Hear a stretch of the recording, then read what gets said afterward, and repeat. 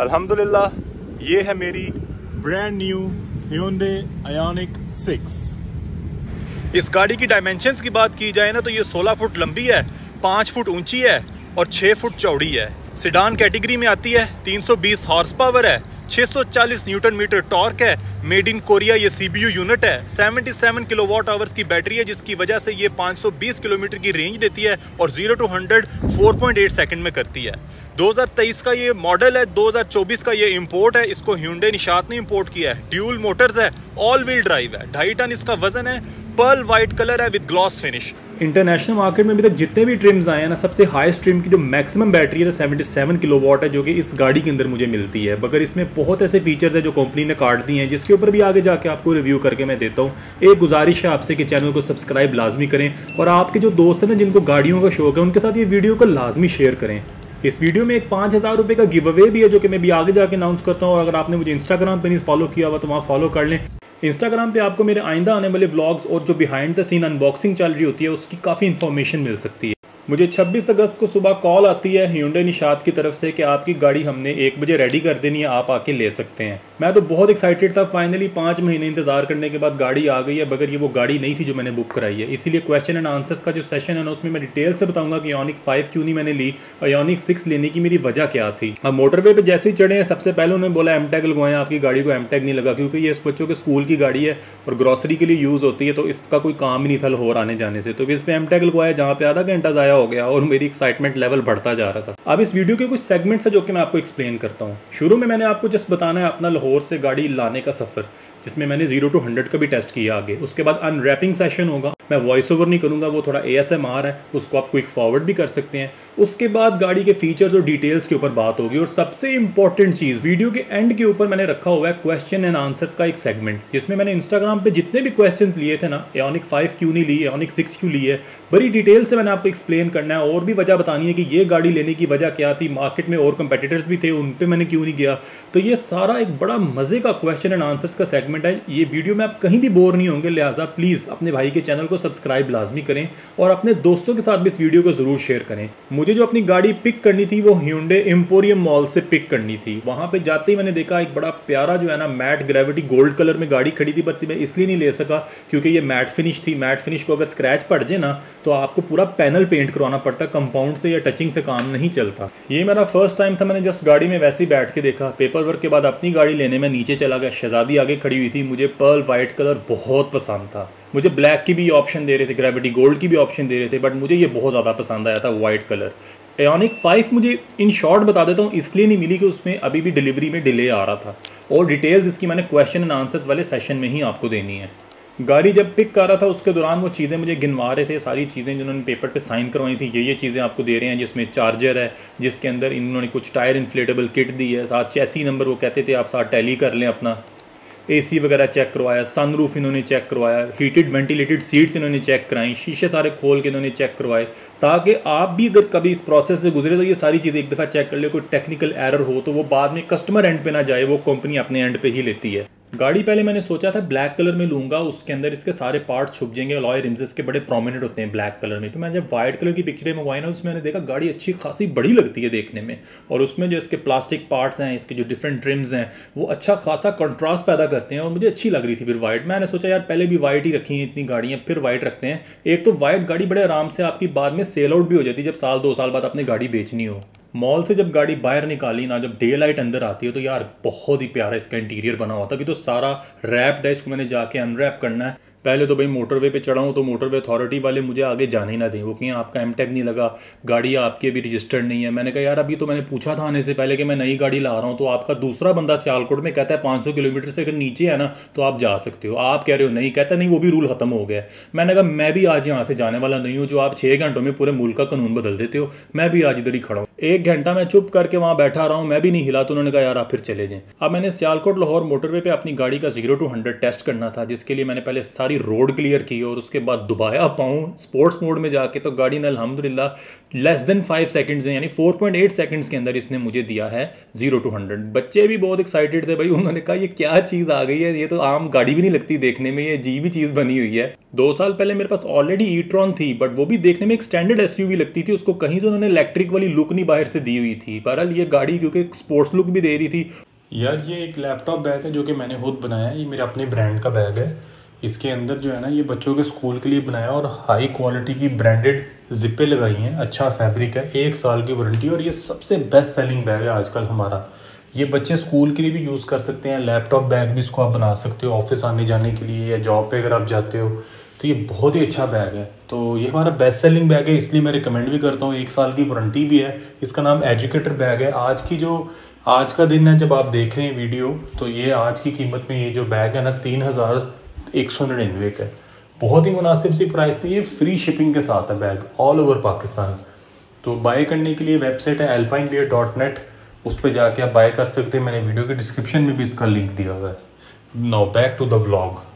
और दूसरा ये है भी एक इलेक्ट्रिक कार जैसी इसकी लुक थी, तो इस बच्चों को थोड़ा सा इसने परेशान किया था शुरू में। अल्लाह का लाख लाख शुक्र है कि गाड़ी सेफली मैं लाहौर से सियालकोट ले आया हूँ और फैमिली ने भी गाड़ी देख ली। अगर आप ये अनरैपिंग सेशन स्किप करना चाहते हैं तो वीडियो 2.5 मिनट आगे करके आप सीधा वॉक अराउंड रिव्यू देख सकते हैं गाड़ी का।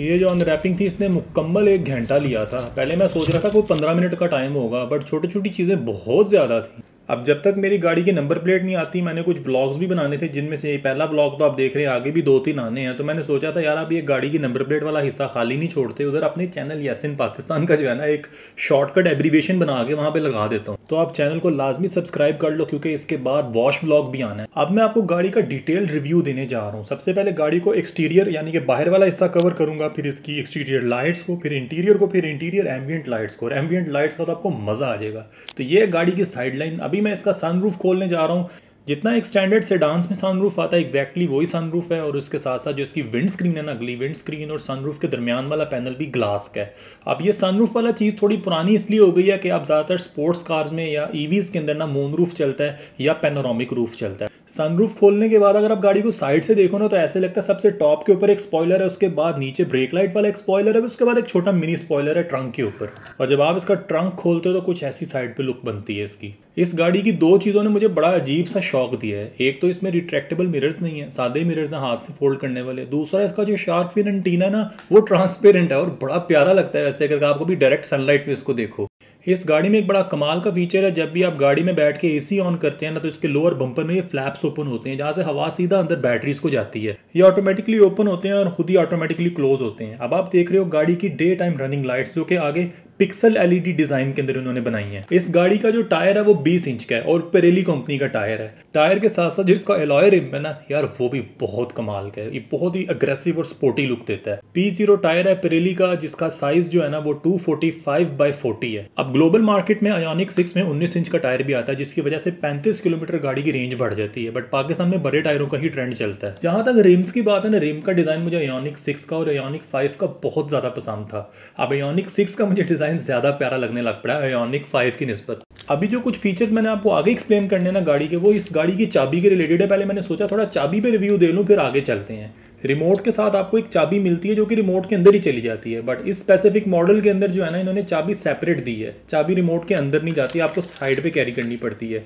ये इसका रिमोट है जिसके दरमियान में Hyundai का लोगो बना हुआ है और रिमोट के फ्रंट के ऊपर 3 बटन है। साइड पे डिक्की खोलने यानी कि ट्रंक ओपनिंग के लिए ये बटन है, इसको होल्ड करोगे ट्रंक खुलता है। ये डमी बटन है, इंटरनेशनल मार्केट में यहाँ पे हॉर्न का बटन बना होता है और उसी के साथ साथ इंटरनेशनल मार्केट में जो top of the line variants होते हैं ना उनमें रडार भी होता है। रडार की मदद से आपको यहाँ पे 2 एक्स्ट्रा बटन्स मिलते हैं जिसकी मदद से आप गाड़ी में बैठने से पहले गाड़ी को आगे पीछे भी रिवर्स फॉरवर्ड कर सकते हो। जैसे ही आप गाड़ी के करीब आते हो ना, चाहे रिमोट आपकी जेब में ही है तो गाड़ी अनलॉक हो जाती है और बड़े कमाल के इसके डोर हैंडल्स ना बॉडी में से बाहर आ जाते हैं। और ड्राइवर और पैसेंजर सीट के जो डोर हैंडल्स है ना उनमें लाइट भी है और टच सेंसर भी है गाड़ी को अनलॉक और लॉक करने के लिए। अब एक इसका फीचर है जो कि इसके रिमोट के अंदर ही है। आपने गाड़ी को अगर स्टार्ट करना है तो आप रिमोट से स्टार्ट कर लो। दूसरी चाइनीज गाड़ियों में ये चीज़ है बट मेरे लिए यूनिक चीज़ है क्योंकि इससे पहले मैंने जितनी भी गाड़ियाँ रखी है ना उसमें ये फीचर नहीं था और ये मेरे लिए एक बड़ा लग्जरी फीचर है।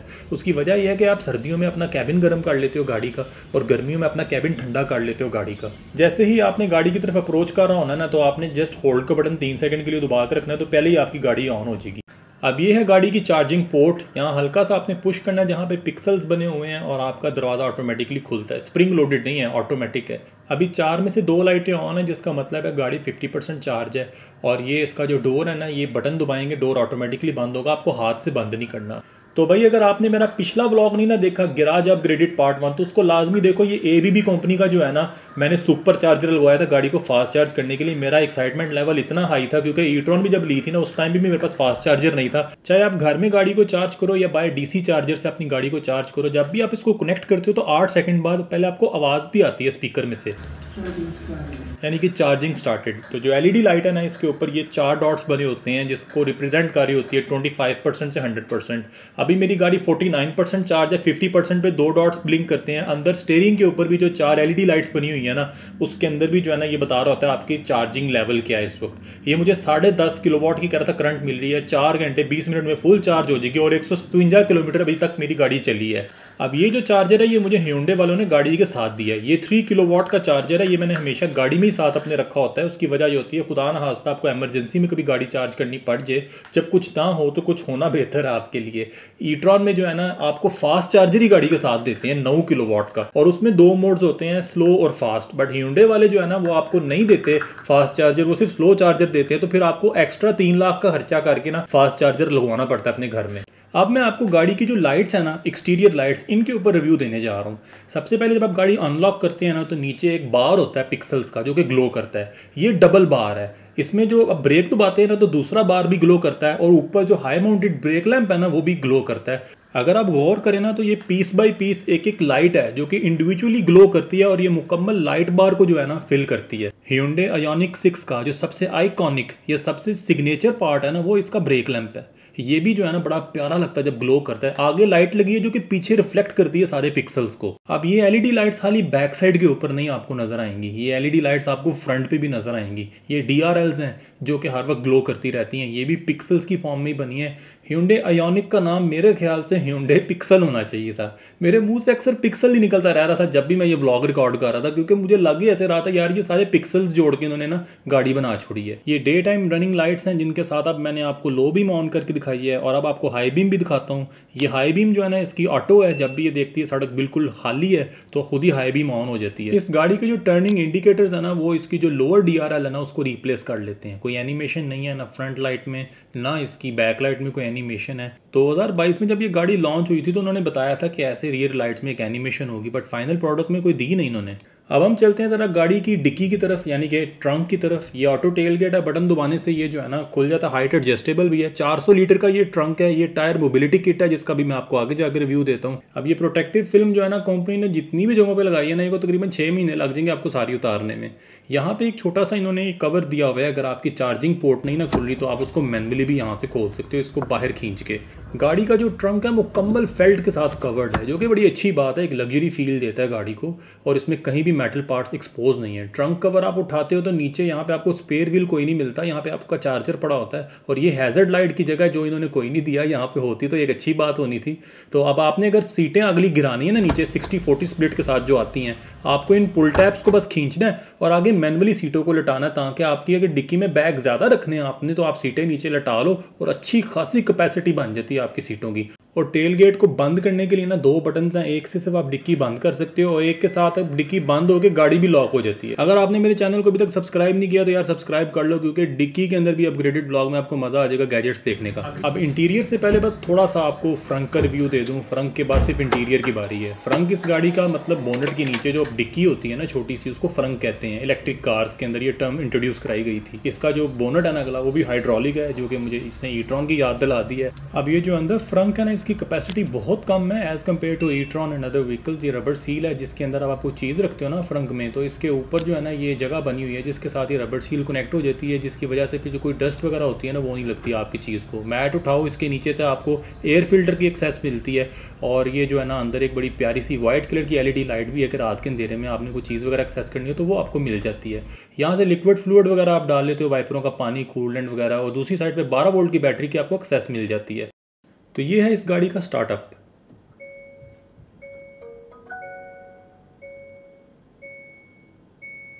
एम्बियंट लाइट्स की भी बड़ी प्यारी वेलकमिंग एक एनिमेशन होती है, वो मैं अभी आपको आगे जाकर दिखाता हूँ। जब आप गाड़ी को स्विच ऑफ करते तो उसकी भी ज़रा एनिमेशन चेक करें।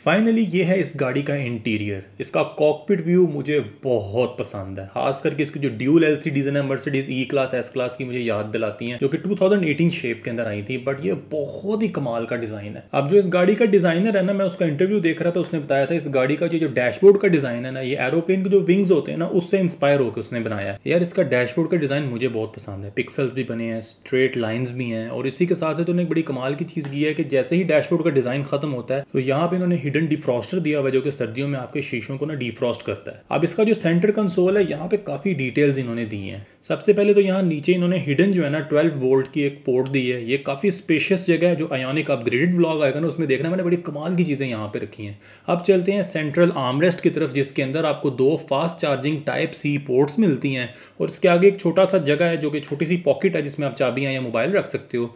ये इन्होंने छोटी सी खच मार दी है। यहाँ पे सारे शीशों के कंट्रोल्स हैं, दरवाजों के कंट्रोल्स हैं, जो कि साइडों भी होने चाहिए थे, काफी कंफ्यूज करते हैं नए ड्राइवर को। आगे 2 कप होल्डर्स हैं, यहाँ पे आपका वायरलेस चार्जर है और USB-A पोर्ट है, क्योंकि इस गाड़ी में जो एप्पल कारप्ले एंड्रॉइड ऑटो है ना वो वायर वाला है, वायरलेस नहीं है। जहां तक सीटों की बात है, ये 100% ओरिजिनल लेदर के अंदर है, और इसमें 8 वे इलेक्ट्रिकल एडजस्टमेंट है सीट्स की, और 2 वे लंबार सपोर्ट है। इसकी सीटें जो है ना हीटेड और वेंटिलेटेड हैं, जो कि बहुत ही मजे की बात है। और इसमें जो दरमियान में हिस्सा है ना वो सारा पेफोरेटेड लेदर है। जो इसका हेडरेस्ट है उसकी बैक साइड की जो शेप है बड़ी फ्यूचरिस्टिक है, और इसी के साथ साथ जो सीट्स की बैक साइड है ना वो हार्ड प्लास्टिक में है, जो कि बहुत ही लग्जरी लुक देता है। बैक साइड के ऊपर भी आपको 2 AC वेंट्स मिलते हैं, साथ 2 fast charging type C ports मिलती हैं, और नीचे एक मोबाइल रखने की जगह मिलती है। सीट्स की बैक साइड के ऊपर आपको मैश पॉकेट्स मिलती हैं डॉक्यूमेंट्स रखने के लिए। अगर तो ये सीटें वाइट होती ना तो इसमें जो पेफोरेशन और पिक्सल्स का डिजाइन बना हुआ है वो बहुत विजिबल हो जाता। दूसरा मसला ये यार, जिस प्राइस रेंज में ये गाड़ी आती है ना, इसकी बकेट्स को इतनी मजे की नहीं है। ई-ट्रॉन के अंदर या किया स्पोर्टेज में मैंने देखा था बकेट्स की अच्छी खासी शेप थी। इसकी बकेट की जो शेप है ना वो ऑलमोस्ट मुझे होंडा वीजल वाली शेप ही लगती है, यानी कि आपको जैसी ग्रिप मिलती है ना एक बकेट सीट के अंदर, वो वाला मजा आपको इतनी महंगी स्पोर्ट्स कार वाली शेप की गाड़ी में नहीं आ रहा। ये एक छोटा सा स्लॉट दिया हुआ है इन्होंने, जिसके अंदर आप अपनी सीट बेल्ट फंसा सकते हो, ताकि जब आप ट्रैवल करते हो तो ये ठक ठक ना करे। बट वैसे भी ठक ठक नहीं करती। इवन इसने बट डाल दी है सीट बेल्ट को, जो कि मेरे ख्याल से इसको बाहर ही रखना जरूरी है, ताकि आपकी सीट बेल्ट जो है ना खराब ना हो। आजकल इलेक्ट्रिक गाड़ियों में ये चीज़ बहुत कॉमन है, V2L पोर्ट। ये बड़ी हैवी ड्यूटी पोर्ट होती है, जहां से आप 16 एम्पेयर तक का जो है ना लोड ले सकते हो। सिंपली चाबी से अनलॉक करो अपना, को वैक्यूम मशीन है, को कॉफ़ी मशीन है, या कुछ भी है ना, आप यहाँ से डायरेक्ट करंट ले लो। इस गाड़ी के जो दरवाजे हैं ये बहुत कमाल के हैं, बड़े हैवी ड्यूटी दरवाजे हैं और इसमें बड़ी लग्जरी डिटेल इन्होंने दी है। सबसे पहले ये आपको जो ग्रूव नजर आ रहे हैं ना, इनका मकसद ये खाली डिजाइन नहीं है। जब रात को आप एम्बिएंट लाइट में इसको देखते हैं ना, तब आपको पता लगता है कि इसका मकसद क्या था इनको देने का, जो इस गाड़ी के दरवाजों को 4 चांद लगा देते हैं। ये वो जगह जहां से आपने पकड़ के दरवाजा बंद करना है, यहाँ पे आप अपनी फाइल्स वगैरह रख सकते हो, आगे पानी रख सकते हो, और उसके साथ साथ दरवाजों में स्पीकर भी हैं। अब पिछले दरवाजे में भी बड़ी कमाल की डिटेल्स हैं जिसको आपने बड़े गौर से देखना, आपको मजा आएगा। और आपने चैनल को सब्सक्राइब नहीं किया तो यार वो भी कर लो। इसका जो शीशा नीचे करने का बटन है ना, अल्लाह का शुक्र है उन्होंने दरवाजे में ही दिया है। उसके आगे हीटेड सीट का बटन है, क्योंकि पिछले सोफे जो है ना गाड़ी के ये भी हीटेड है, और हीटेड सोफों के अंदर भी 2 सेटिंग्स हैं, एक लो की एक हाई की। यहाँ से आपने पकड़ के दरवाजा बंद करना है। इसके आगे छोटी सी पॉकेट है मोबाइल रखने के लिए, और नीचे आईपैड रखने की एक पॉकेट है, साथ स्पीकर है, और पीछे पानी की बोतल भी आप रख सकते हो। कुछ चीज़ें ऐसी हैं जो कि मुझे फर्स्ट टाइम लाइफ में मिल रही हैं, जैसे कि ये डबल ग्लेज मिरर है। ये अल्ट्रा लग्जरी फीचर है जो कि इस गाड़ी के अंदर है, जिसकी वजह से कैबिन नॉइस 0 हो जाती है। जब आप हाईवे पे स्पीड में गाड़ी का शीशा नीचे करो ना, लग पता जाता है कि कितना क्वाइट था आपका कैबिन, इस डबल ग्लेज मिरर की वजह से, जो कि चारों दरवाजों के अंदर है। अब इसका जो ग्लव बॉक्स है ना, ये बेसिकली ट्रे शेप के अंदर है, इसको आप ग्लव ट्रे भी कह सकते हो। और इसमें बड़ी मजे की इन्होंने रात के टाइम के लिए जो है ना एक व्हाइट कलर की LED लाइट दी है, जिसकी मदद से आपको चीज़ ढूंढना चाहो तो बड़े आराम से आपको मिल जाती है। ट्रे डिजाइन होने की वजह से इसकी स्पेस भी पिछली जितनी मैंने गाड़ियां अभी तक रखी है ना, उनसे डबल है। ये बड़ी मजे की चीज़ उन्होंने दी है। जो एक्सेलरेटर है उस पर प्लस का निशान बना है, जो ब्रेक है उस पर माइनस। यार ई-ट्रॉन के बाद मेरे पास होंडा वीजल थी जिसमें कोई एम्बिएंट लाइट्स नहीं थी, बट और बड़े फीचर्स थे। इस गाड़ी के जो एम्बिएंट लाइट वाला मज़ा ना यार, हर बंदे की आंखें खोल देता है। ये उतनी ज़्यादा एम्बिएंट लाइट्स नहीं है जितनी आपको ई-ट्रॉन में मिलती हैं, बट इतनी ज़्यादा तो हैं कि यार हर देखने वाले की आंखें खुल जाती हैं। पाँव में भी हैं, दरवाज़ों में भी हैं। ऊपर से मज़े की बात यह है, आप ऊपर वाली लाइट का डिफरेंट कलर रख सकते हो, नीचे वाली का डिफरेंट रख सकते हो। जैसे मैंने पर्पल और ब्लू का कॉम्बिनेशन रखा हुआ है।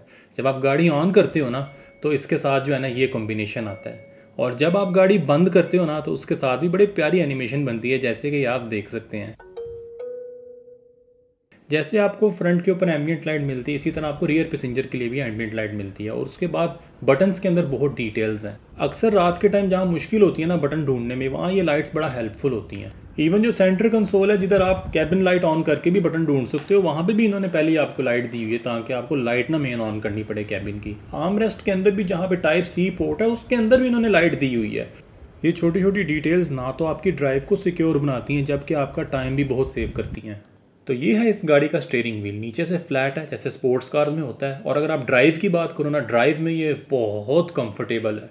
और इसके ऊपर जो है ना आपको 4 LED लाइट्स मिलती हैं, जो कि डिफरेंट फंक्शन करती हैं। कुछ वॉइस कंट्रोल के साथ भी एक्टिव होते हैं, और कुछ जैसे आपने पहले भी देखा था गाड़ी चार्ज हो रही होती है तो ये इंडिकेशन दे रहे होते हैं। स्टीयरिंग बटन्स पे जरा बाद में बात करते हैं, पहले जरा गियर नॉब की तरफ चलते हैं। जैसे मर्सिडीज में आपको राइट साइड पे गियर लीवर मिलता है ना, ये सेम उसी तरह इन्होंने बनाया, बट इसके थोड़ा डिफरेंट फंक्शन है। अगर आप एक एक करके चलना चाहो तो एक एक करके आप गियर सेलेक्ट कर लो। मुकम्मल मूव करोगे तो इस तरह आप इसको रिवर्स कर सकते हो, फॉरवर्ड कर सकते हो। और अब आप इसमें रिवर्स की जहाँ तक बात करो, मेरी गाड़ी के अंदर जो है ना 360 कैमराज नहीं है। आयोनिक 5 में 360 कैमराज भी थे, इसमें जस्ट रिवर्स कैमरा इन्होंने दिया, साथ इसके कुछ डायनामिक गाइडलाइंस हैं, और पार्किंग सेंसर्स भी इन्होंने दिए हैं फ्रंट पे और बैक पे। काश कभी मुझे वो 360 वाला फीचर मिलता ना, मुझे वो चीज़ बहुत पसंद है। जब आपने गाड़ी को पार्क करना है तो ये गियर नॉब के साइड के ऊपर बटन है, जिसको आप दबाएंगे साथ ही वो बताएगा इंडिकेट करके कि आपकी गाड़ी पार्क हो गई। अब इसी के साथ साथ अगर आपने गाड़ी की हैंड ब्रेक को एक्सेस करना है तो नीचे करेंगे हैंड ब्रेक खुल जाएगी, ऊपर करेंगे तो हैंड ब्रेक लग जाएगी। ये भी सेम मर्सिडीज को उन्होंने यहाँ से ना कॉपी किया हुआ। इसी तरह यहाँ पे शीशों के बटन हैं, चार्ज पोर्ट का बटन है, ट्रैक्शन का बटन है। चार्ज पोर्ट खोलनी है तो अंदर से आप खोल लें, वैसे तो ज्यादातर जरूरत बाहर से खोलने की पड़ती है, अंदर इन्होंने वैसे आपको एडिशनली बटन दिया हुआ है। मजे की चीज इस गाड़ी में आपको पैडल शिफ्टर्स भी मिलते हैं। पैडल शिफ्टर्स जो है ना आपकी जो इलेक्ट्रिक और हाइब्रिड गाड़ियां होती हैं ना, उसमें गियर आगे पीछे करने के लिए नहीं होते, ये जस्ट ब्रेकिंग सिस्टम को थोड़ा टाइट और लूज करने के लिए होते हैं। रीजनरेटिव ब्रेकिंग सिस्टम को ये एक्टिवेट करते हैं। जैसे कि अभी लेवल 3 है, मीटर पे आप देखते हो छोटा सा लेवल 3 लिखा हुआ है, जैसे ही मैं प्लस दबाऊंगा ना, ये 1 पैडल ड्राइविंग बन जाएगा, यानी कि मैं रेस से पाँव उठाऊंगा, मेरी गाड़ी खुद स्टैंड स्टिल मोड पे खड़ी हो जाएगी। जैसे कि आप देख सकते हो कि लेवल 3 है, लेवल 1, 2 के ऊपर भी गाड़ी ना अगर आप रेस पे पाँव नहीं रखते तो 7 की स्पीड पे चल रही होती है, 7-8 की स्पीड पे। जैसे ही मैं 1 पैडल ड्राइविंग करता हूँ ना, साथ ही स्टैंड स्टिल पे आके खड़ी हो जाती है। 1 पैडल ड्राइविंग निसान नोट के बाद मैंने बड़ी मिस की थी, ट्रैफिक में बहुत हेल्पफुल है। अब जो स्टीयरिंग व्हील के ऊपर बटन है ना, इनमें सबसे पहले मैं आपको ड्राइव मोड्स बताता हूँ। ड्राइव मोड जैसे ही आप चेंज करते हैं, एनिमेशन भी चेंज होती है और इसके साथ साथ रेंज भी उतनी कम कर देता है। इसी तरह स्पोर्ट्स मोड में आप देखेंगे मजीद 7 से 8 किलोमीटर कम होगी। इको मोड में उसी तरह रेंज बढ़ती जाती है आपकी। अब जो गाड़ी का मेन स्पीडोमीटर है ना, इसकी स्क्रीन में आपको 2 मेन्यूज मिलते हैं। एक मेन्यू जो है ना आपका इन्फॉर्मेशन का है, अगर आप मेन्यू का बटन दबाते हैं तो ये आपका ट्रिप मेन्यू आ जाता है। Trip A, trip B, trip C, सारी डिटेल्स आपकी इसके अंदर होती हैं। अब इसकी जो इन्फॉर्मेशन मेन्यू है इसमें बताता है कि बैटरी आपकी कौन सी मोटर यूज़ हो रही है, रियर या फ्रंट मोटर यूज़ हो रही है, थोड़ी बैटरी डिटेल्स हैं। उसी के साथ साथ आपको टायर प्रेशर मॉनिटरिंग सिस्टम भी यहाँ पे ही बताता है। जब मैं गाड़ी चलाऊंगा तो वो मुझे टायर प्रेशर बताएगा। मैंने काफ़ी चला के देखा था बट मुझे घर में नहीं बता रहा था, थोड़ा 2-3 किलोमीटर चलाने के बाद ही बताता है। और उसके साथ साथ अपनी ड्राइव हिस्ट्री आप देख सकते हो, रीसेट भी कर सकते हो। बकाया जो बटन्स हैं वो क्रूज़ के हैं, इसमें अडॉप्टिव क्रूज़ कंट्रोल नहीं है, जस्ट सिंपल क्रूज़ है और उसकी स्पीड ऊपर नीचे कर लो। इसी तरह जो मोड का बटन है राइट साइड के ऊपर, इसको दबाने से जो बैकग्राउंड के अंदर आपका रेडियो चल रहा है तो नेचुरल साउंड्स आ जाएंगी, नेचुरल साउंड्स चल रहा है तो रेडियो पे शिफ्ट हो जाएगा। और अगर आपने इसका वॉल्यूम रिड्यूस करना है तो यहाँ वॉल्यूम नॉब भी बना हुआ है। अब इस वॉल्यूम वाली व्हील के अंदर एक बटन भी है जिसको दबाने से हर बैकग्राउंड म्यूजिक जो भी आपका चल रहा है उसी वक्त ही म्यूट हो जाएगा। अब एक क्वाइट मोड है जो कि मैंने स्टार पे सेट किया हुआ है। इस क्वाइट मोड का ये फ़ायदा है कि अगर आप चाहते हो ना म्यूज़िक बंद नहीं करना, किसी से जस्ट थोड़ी सी बात करनी है तो आप इसको दोबारा ऑन ऑफ कर लें।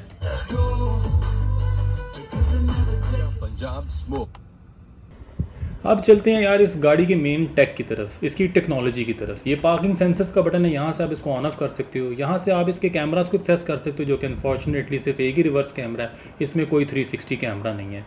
अब ये जो स्टार बना हुआ है ना, इसका मतलब होता है कस्टम बटन। इस पर आप कोई भी चीज़ सेट कर सकते हो। मैंने इस पर कार प्ले सेट किया हुआ है।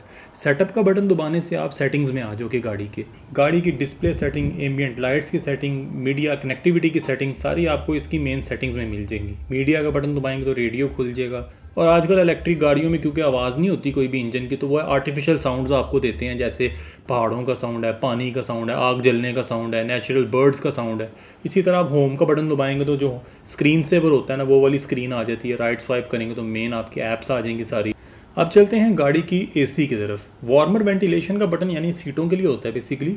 अब यहाँ से आपको अपनी सीट्स को अगर ठंडा करना है या गर्म करना है तो वो ऑप्शन है। हीटेड सीटें तो आपको मैक्सिमम सारी जापानी गाड़ियों में आजकल मिल जाती हैं, बट वेंटिलेटेड सीटों वाला जो मज़ा ना, ये मेरा फर्स्ट टाइम लाइफ में एक्सपीरियंस है। जैसे वो आपने डबल ग्लेज मिरर देखा था ना साउंड प्रूफ करने वाला गाड़ी को, इसी तरह मेरे लिए फर्स्ट फीचर है जिसमें मुझे वेंटिलेटेड सीट मिल रही है। स्टीयरिंग को गर्म करने के लिए भी यहाँ पे बटन दिया हुआ है स्क्रीन में, जो आप फिजिकली स्टीयरिंग पे नहीं, होना तो स्टीयरिंग पे चाहिए था बट इन्होंने स्क्रीन में दिया हुआ है। इसी के साथ साथ आपको ऑटोमेटिक फीचर्स कुछ मिलते हैं कि यार आप ऑटोमेटिकली शेड्यूल कर लो चीज़ों को। अगर शीशों पे फ्रॉस्ट आ गया तो अपने आप ही डिफ्रॉस्ट कर देगा शीशों को। एसी के जितने भी कंट्रोल्स हैं ना, ये सारे टच सेंसिटिव बटन्स हैं। अब क्लाइमेट कंट्रोल में भी आपको इन्होंने 3 ऑप्शंस दे दिए हैं, 3 ऑटो मोड्स हैं। ये भी बड़ी मज़े की चीज़ है कि यानी कि अगर आपको ऑटो का बटन दबाते हो तो वो फ़ौरन जो है ना हवा फटने लग पड़ता है, जिससे काफ़ी आवाज़ हो जाती है कैबिन में। तो उसको भी आप स्लो कर सकते हो, यानी कि आप चाहते हो कि यार 22 ही करना है टेम्परेचर, तो आप बड़े आराम से उसको अचीव कर लो, या बड़े फास्टली अचीव कर लो जैसे आप कन्वेंशनल गाड़ियों में करते हो। जहाँ तक इस गाड़ी के एसी की बात है, इस गाड़ी का एसी बहुत ठंडा है। मैं लाहौर से आ रहा था, 26 के ऊपर एसी रखा हुआ था। लिटरली मुझे ठंड लगने लग गई। उस दिन कोई बारिश भी नहीं हुई थी, सनी डे था उस दिन भी। तो बहरहाल मैंने एसी कितना टाइम बीच में बंद रखा था। और इसमें अगर आपने सिंक्रोनाइज करना है ना साथ वाले पैसेंजर का, तो वो स्क्रीन के ऊपर उसका बटन आपको मिलता है। अगर साथ वाला भी पैसेंजर आपका ही टेम्परेचर सिंक्रोनाइज करना चाहता है, अगर आप डायरेक्ट सीटों पे आना चाहते हो ना, तो सीट्स के बटन दबाओगे तो डायरेक्ट यहाँ से आप सीटों की जो है ना हीटिंग या वेंटिलेशन यहाँ से भी आप ऑन कर सकते हो शॉर्टकट बटन दबा के। अब ये है टायर मोबिलिटी किट।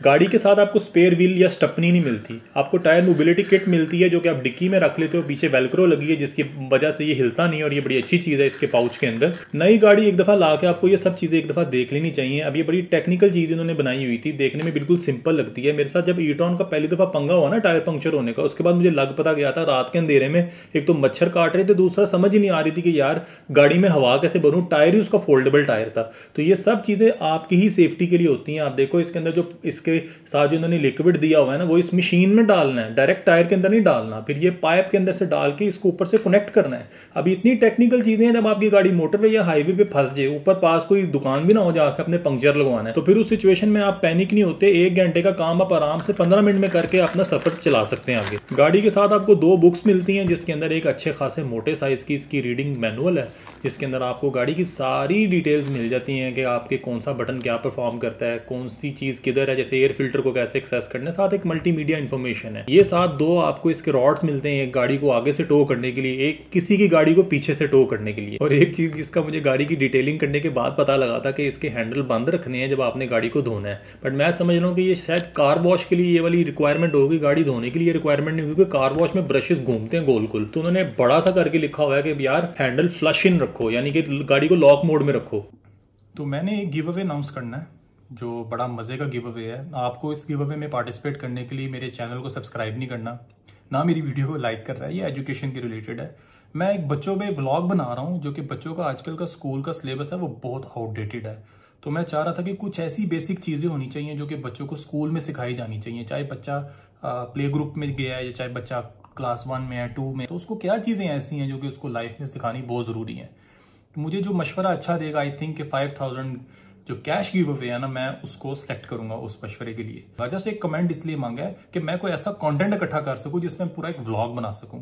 अब आप मशवरा कैसा दे सकते हो, जो मैं कह रहा हूं मुझे वही एग्जैक्ट मशवरा नहीं दे देना। लेट्स सपोज एक छोटा बच्चा है प्ले ग्रुप में, तो उस बच्चे को घर में माँ उसकी जो है आगे मोबाइल रख के ना उसको खाना खिला रही होती है, और वो खुद भी खा सकता है। जैसे वो मोबाइल में ट्रैक्स चेंज करता है, अपना अगला वीडियो लगाता है, तो उसको स्कूल में सिखाया जाना चाहिए कि आपने ब्रेड पे जैम कैसे लगाना है। बच्चों को टूथब्रश के ऊपर टूथपेस्ट लगानी आनी चाहिए। इसी तरह नेल्स काटने बच्चों को आने चाहिए एटलीस्ट क्लास 1 के अंदर। बच्चों को नूडल्स, चावल, रोटी कैसे खानी है, स्कूल में पहला ब्रेकफास्ट हो, हर वीक एक ब्रेकफास्ट हो, उसमें काफी ऐसी बेसिक चीजें हैं जैसे सेल डालना। ये नाम उसको एक छोटी क्लास में बताओ, नेगेटिव पॉजिटिव क्या होता है, वो बेशक बड़ी क्लास में सीख लेगा, बट बेसिक एजुकेशन जो होती है ना बच्चों को, जो कि माँ बाप का सर खाते हैं। तो बच्चा तंग कर रहा होता है कि मेरा खिलौना मुझे चला के दो, अब उसमें करना उसने क्या है, बस सेल ही डालने है ना, या पेज खोलना है, उसको हल्का सा बेसिक ट्रेनिंग दो। ड्राइविंग लाइसेंस बनवाने जाते हो उससे पहले आप एक पूरी बुक पढ़ते हो, रॉन्ग वे क्या होता है, नो यू टर्न क्या होता है, राउंड अबाउट क्या होता है। मैंने अपनी पर्सनल लाइफ में अपने ड्राइवर से सारा पूछ के जो है ना 16 साल की एज में गाड़ी चलानी शुरू कर दी थी। आपको लर्निंग मिलता है, आपको उधर बताते हैं कि ये रॉन्ग वे है, ये सही है, पार्किंग टेस्ट दो। स्कूल में फिर क्या आपको सिखाएंगे, स्कूल में red light, yellow light, green light ये सिखाएंगे। खुले दिमाग से सोचना है कि क्या चीजें जो है ना हर इंसान की लाइफ से कल को गुजरनी है, ताकि वो अपनी सरदर्द खुद संभाले, किसी पे डिपेंडेंट ना हो। आज घर में एक ड्रिल मशीन से सुराख मारना हो ना, तो जाकर 10 किलोमीटर दूर एक इलेक्ट्रिशियन को पकड़ के हम लाते हैं। इसलिए मैं चाह रहा हूं कि आप इस चीज को सोचें और आप भी थोड़ा मशवरा दें, ताकि उस बंदे को मैं भी चूज कर पाऊं as a giveaway winner, जो कि अच्छा मशवरा देगा। सभी अच्छा मशवरा देने लग पड़ेंगे, बड़ा इंफॉर्मेटिव किस्म का व्लॉग बनेगा जो कि आप सभी के इंशाल्लाह काम आएगा। अब यह है क्वेश्चन एंड आंसर्स का सेशन। जो सबसे ज्यादा क्वेश्चन पूछा गया था मेरे से कि आयोनिक 5 आपने हर वक्त उसी की बात की है, आयोनिक 5 के बाद फिर 6 क्यों ले लिया। देखो हुआ मेरे साथ ये था कि मैं Hyundai वालों को कह रहा था यार अगस्त का टाइम आ गया, अभी तक आप गाड़ी नहीं दे रहे। उन्होंने मुझे कहा आप आयोनिक 6 ले लें। मैंने कहा यार ये कैसी बात आप कर रहे हैं। उन्होंने कहा कि आपकी गाड़ी में थोड़ा सा डिले है, तो अगर आपने वेट करना अक्टूबर तक वेट कर लें, आपको एक बेनिफिट ये देंगे कि आपको आयोनिक 5 का फेसलिफ्ट वेरिएंट दे देंगे। मैंने सोचा यार वैसे 5 महीने गुजारने के बाद भी गाड़ी तो आई नहीं, तो तब भी ना गाड़ी आई, तब भी मुझे 6 ही लेनी पड़ी, तो मैं क्यों ना अभी 6 ले लूं। बात तो सारी ये आती है कि गारंटी तो कोई भी नहीं दे रहा ना, सब बस हवा में वादे कर रहे हैं। मुझे आयोनिक 6 चूज करनी पड़ी थी, जिसमें मेरा बहुत दिल टूटा था। मतलब मैं लिटरली एक पूरी रात डिप्रेशन में रहा था कि यार 5 महीने मैंने इसकी एसेसरीज भी इतनी महंगी बाय की हैं। $250 का मैंने सिर्फ उसका डैश कैम बाय किया था, जो कि आयोनिक 6 के साथ भी कंपैटिबल नहीं था। उसके जो थे आर्म रेस्ट के अंदर रखने वाले प्लास्टिक के होल्डर्स, इतनी एसेसरीज मैंने आयोनिक, रिमोट कवर जो होते हैं, कुछ सस्ती चीजें थी, कुछ बड़ी महंगी चीजें थी, कुछ दरमियानी प्राइस की चीजें थी, $20, $25 भी बहुत होता है। तो इस तरह की चीजें मेरी काफी जाया गई। कार मैट्स जो थे ना मैंने वो बड़ी मुश्किल से आयोनिक 6 के अंदर, जो आपने पीछे देखा होगा मैंने कार मैट्स डाले आयोनिक 5 के थे, काट कटा के बड़े ही ध्यान से, पूरा पसीने से भीग गया था, फिर जाकर वो सेट हुए हैं, तो मैंने अपनी गाड़ी में लगाए हैं। तो बड़ी मुश्किल से, वरना वो भी नहीं पूरे आ रहे थे भाई। आयोनिक 5 की काफी चीजें जो आयोनिक 6 में पूरी नहीं आती, बस 4 चीजें ही हैं जो इनकी आपस में मिलती हैं। गियर नॉब हो गया और थोड़ा बहुत सॉफ्टवेयर है गाड़ी का। मैंने कहा ये डिले क्यों आ रहा है भाई, डिले का हम नहीं बता सकते, कंपनी को पता है, तो डिले फिर भी आपको यही कह रहे हैं कि आप आयोनिक 6 ले लें, आपके लिए फायदा है, आप जितना आपने वेट किया है, चलें आपको कुछ उसका फायदा तो नहीं। मैं फिर चुप करके आयोनिक 6 उठा लाया था। टेस्ला क्यों नहीं ली, फिर ये भी सवाल था बहुत ज्यादा। BYD क्यों नहीं ली, ओरा क्यों नहीं ली, डिपाल क्यों नहीं ली। देखें यार BYD मुझे खुद बहुत पसंद है, अगर वो अभी अक्टूबर में लॉन्च होती है फिर मैं सोचूंगा आगे से, जब आयोनिक 6 बेचूंगा कल को BYD पे जाऊंगा। BYD की जो एक ही गाड़ी है BYD सील, मैंने पहली बात आपको बताऊं इलेक्ट्रिक गाड़ी ली क्यों है, क्योंकि जब मैंने ई-ट्रॉन बेची थी ना, तो ई-ट्रॉन चली तो गई थी, वो एक जो थी ना उसका नशा जो था उसकी पिक का, वो जो 0 to 100 मारती थी, वो मेरे दिमाग में था, वो मैं भूल ही नहीं पा रहा था। मैंने कहा मैंने वो अचीव करने के लिए ईवी लेनी है, तो मैंने कोई दीपाल जैसी स्लो ईवी नहीं लेनी, मैंने कोई ऐसी ईवी नहीं लेनी। मर्सिडीज EQC भी मैं बाय कर सकता था, पर उसमें जो रेंज एंग्जाइटी का मसला था, उसकी रेंज बहुत कम थी जो आ रही थी, 350 कहते थे वो, बाय हार्डली 295-290 देती थी, या उसके अंदर पिक वैसी नहीं थी, वो दे रही थी वो पिक, वो 6-7 सेकंड वाली थी, तो वो आपको निसान नोट में भी मिल जाती है। फिर आ जाती है बात कि ओरा क्यों नहीं ली। देखो ओरा बहुत अच्छी गाड़ी है, ओरा को बड़ा ट्रस्टेड ग्रुप लेके आया पाकिस्तान में, हैवल और साजगार वाले। ओरा मैंने इसलिए नहीं ली कि उसमें बहुत स्पोर्टीनेस थी। मैं स्पोर्ट्स गाड़ियों का बिल्कुल भी शौकीन नहीं हूँ, मुझे इसलिए आयोनिक 6 भी नहीं पसंद आ रही थी, वो स्पोर्ट्स कार है। तो मजबूरी में मुझे लेनी पड़ी थी आयोनिक 6, क्योंकि आयोनिक 6 जो थी ना ये बेसिकली इसमें पिक बड़ी अच्छी थी, तो मैंने कहा चलो ये ले लेते हैं। और उसके बाद इसका इंटीरियर बड़ा प्यारा था आयोनिक 6 का। तो ओरा मैंने इसलिए नहीं ली कि मुझे इंटीरियर भी नहीं उसका अच्छा लग रहा था, एक्सटीरियर से मुझे बहुत अच्छी लग रही थी, बस इंटीरियर से वो चीज़ बुगाटी वाला जो सेंटर कंसोल था ना उसका, वो चीज़ें ऐसी थी जो बहुत ओवर थी मेरे लिए।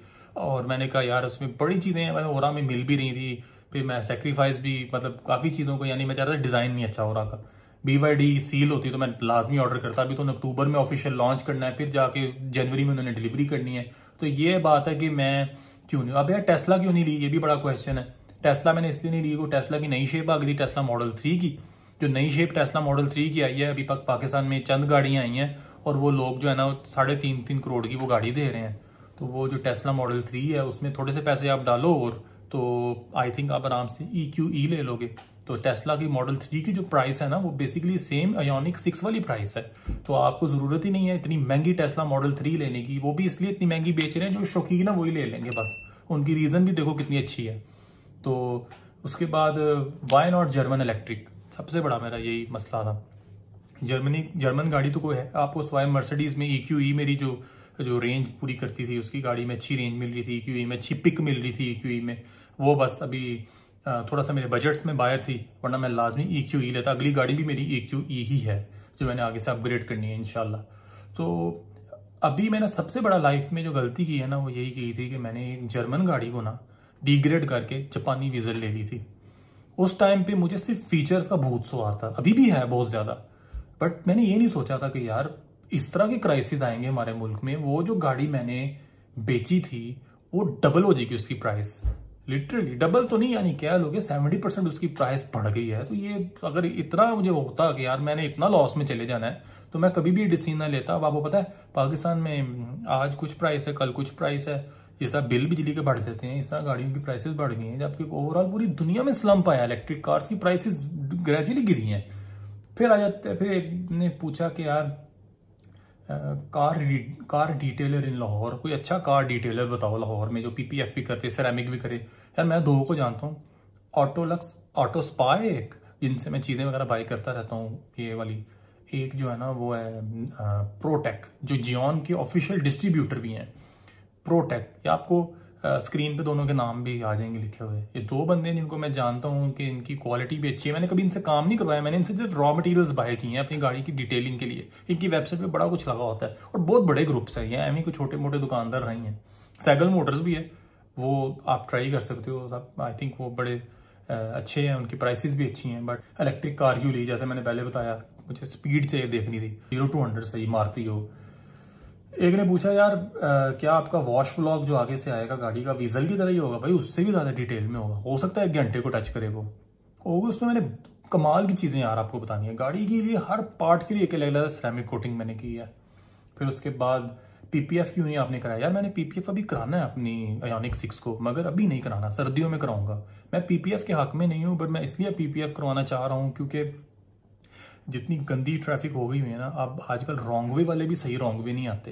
पहले रॉन्ग वे वाले आगे से आते थे, एटलीस्ट आपके लिए ब्लाइंड स्पॉट नहीं क्रिएट करते थे। अब वो रॉन्ग वे इतना रॉन्ग वे आने लग पड़े हैं कि वो आपके ब्लाइंड स्पॉट पे आपको आके टक्कर मारते हैं। मेरे साथ तो अक्सर ऐसे हुआ है, तो मैं टक्कर नहीं कभी हुई, तरह निकालते हैं। फिर बंदा सोचता है कि यार इतनी महंगी गाड़ी है तो इसको PPF करवा ही लेना चाहिए। सेरेमिक बेसिकली इसलिए नहीं होती कि गाड़ी के ऊपर स्क्रैच नहीं पड़ेगा, सेरेमिक बेसिकली इसलिए होती है कि आपकी गाड़ी जब गंदी होती है ना और वो आप उसको धोते हो बड़ी जल्दी साफ हो जाती है, मेंटेनेंस उसकी करनी बहुत आसान हो जाती है सेरेमिक से।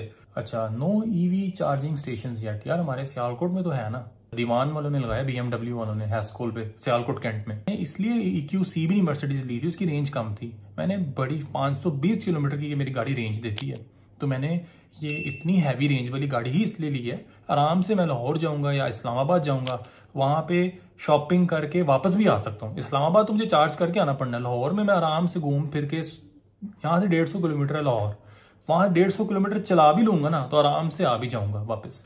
अच्छा, इस गाड़ी का डायरेक्ट कंपेटिटर कौन सा है यार? इसमें तो पाकिस्तान में जो पाकिस्तानी डायरेक्ट कंपेटिटर है वो तो आ जाता है ओरा 7 और इंटरनेशनली टेस्ला मॉडल 3 है, और पाकिस्तान में भी जो मॉडल 3 चल रही है वो भी इसकी डायरेक्ट कंपेटिटर है।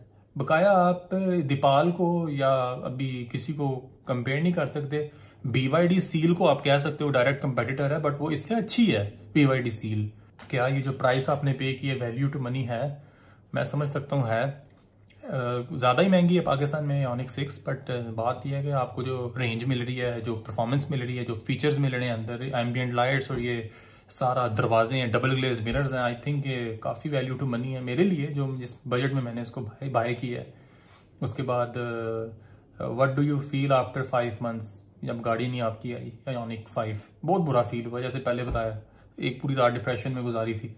फिर जाके अगले दिन सोचा यार चलो आयोनिक 6 ही ले लेते हैं, उसके लिए फिर से खर्चा करना पड़ेगा, कुछ एक्सेसरीज बाय करनी पड़ेंगी। EV sales are very down in United States, big discounts going on 20%, 30%। बिल्कुल ठीक बात है, क्योंकि टेस्ला वाला उन्होंने फार्मूला नहीं ना यूज किया, बस बनाई गई हैं गाड़ियां, बनाई गई हैं। टेस्ला तो नहीं ना स्लंप में, टेस्ला तो ठीक है, टेस्ला को कोई मसला ही नहीं है, तो टेस्ला को ले लो ना। यूके में देखो हर गाड़ी पे स्लम आया हुआ है, टेस्ला पे नहीं आया हुआ ना। US में उसका मसला, अभी भी बुकिंग चल रही है उसकी, वो है ये सेल लगा के नहीं बेच रहे। मेरा इनकम स्ट्रीम क्या है, कोई पूछ रहा था। मैं बेसिकली पाकिस्तान में भी एक ब्रांड चलाता हूँ, अल्पाइन बियर पाकिस्तान के नाम से। हम बैग्स वगैरह बनाते हैं, alpinebeer.pk, alpinebeer.net, ये हमारी वेबसाइट है। तो उसके अलावा जो मेरा मेन सोर्स ऑफ इनकम है ना, वो एक्सपोर्ट का बिजनेस है। ग्लव्स होते हैं, जो गारमेंट्स होते हैं, सिक्योरिटी गार्ड्स जो पहनते हैं, पुलिस पहनती है बाहर, ये चीज़ें जो है ना मैं एक्सपोर्ट करता हूँ। उसके बाद आता है why detailing by yourself and do not go to your shop, क्योंकि यार अब डिटेलिंग जो होती है ना बहुत आसान कर दी है लोगों ने। क्या है कार डिटेलिंग, मुझे जितना शौक खुद है ना, कुछ DIY जिसका लिखा हो मैं कहता हूँ फिर खुद ही करना है। मैं नहीं दुकान पे जाकर स्क्रीन प्रोटेक्टर बचपन से लगाता, मैंने आई थिंक हार्डली कोई एक दफा, पहले मोबाइल को भी स्क्रीन प्रोटेक्टर होगा तो वो मैंने दुकान से लगवाया होगा, बट अब मैं खुद ही लगा रहा हूँ यार, बहुत आसान होता है। डिटेलिंग करना भी बहुत आसान है। हाँ, इस बार जो मेरे से सबसे बड़ा गलती हुआ है ना डिटेलिंग करने में, वो ये था कि मुझे ह्यूमिडिटी से फाइट करना बहुत जरूरी थी। फैंस ऑन करके रखता, एग्जॉस्ट ऑन करके रखता, ये मैं इंशाल्लाह वॉश व्लॉग में आपको एक्सप्लेन करूंगा। गोल्डन नंबर नहीं कोई लिया गाड़ी के लिए यार, गोल्डन नंबर मुझे लेने का बिल्कुल कोई शौक नहीं है। मुझे ऐसा नंबर लेने का शौक है बस मुझे याद रहे, पब्लिक अनाउंसमेंट हो रही होगी यार ये गाड़ी किसकी है, आगे गाड़ी पीछे कर दे, एटलीस्ट मुझे याद तो मेरी ये गाड़ी का ये नंबर है। वीजल की बारी मेरे साथ क्या हुआ मुझे पता ही नहीं था, ऐसे बिड में हिस्सा लेते हैं, उसी वक्त ही जब बिड क्लोज होने लगती है तो 2 मिनट पहले लोग आके, वो मैंने 100 नंबर चूज करना था, वो 100 नंबर पे एक बंदे ने, मैंने 5000 की 9000 की बिड लगाई हुई थी, वो आया बंदा 95,000 की बिड लगा के, मैं लो भाई मैं तो तैयार ही नहीं था इस चीज के लिए। तो फिर मैंने 113 नंबर ले लिया था जो मुझे मिलना था। नंबर प्लेट मैंने वैसे 100 की बना के रखी थी, इतना मुझे था कि मैं जीत जाऊंगा। बट अभी मैंने दोबारा नंबर अप्लाई किया हुआ है ईजी वाला, उसकी मैंने बिड भी चेक की है, हिस्ट्री भी चेक की है उस नंबर की, को उतना कोई उसकी डिमांड नहीं है। मैं सोच रहा था 007 नंबर लूंगा, क्योंकि आपका जो नंबर होता है ना, कभी कभी आपकी गाड़ी आपने सेल करनी हो ना, नंबर की वजह से भी काफी कस्टमर्स आ जाते हैं। कलर और नंबर गाड़ी का थोड़ा हेल्प करता है गाड़ी को निकालने में बाहर। और एक बंदे ने कहा था यार आप बहुत बड़े इसराइली सपोर्टर हो। अब ये वो यूजर है इंस्टाग्राम के ऊपर जो कभी मैं कमेंट्स भी देखता हूँ कि कमेंट्स में भी वो ये लिखा होता है वेरी बिग इसराइली सपोर्टर। यार बात सिंपल से ये होती है कि आप जब चीज़ों को बाइकआउट करते हो, चीज़ों को नहीं यूज़ करते मेजॉरिटी में, तो फिर आप इसराइली सपोर्टर कैसे बन गए हो।